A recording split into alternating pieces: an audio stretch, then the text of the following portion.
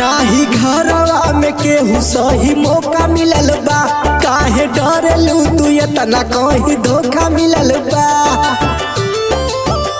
कहीं धोखा मिलल बा। नाही घरवा में केहू सही मौका मिलल बा, काहे डरेलू तू इतना कहीं धोखा मिलल बा। चुप कैसे घरवा में आइबू जब सवार को, चुप कैसे घरवा में आइबू जब सवार को, बाट तोहर क्रिया ना धराइबू सवार को, बाट तोहर क्रिया ना धराइबू सवार को। Music by Badal studio Satara Ghazipur.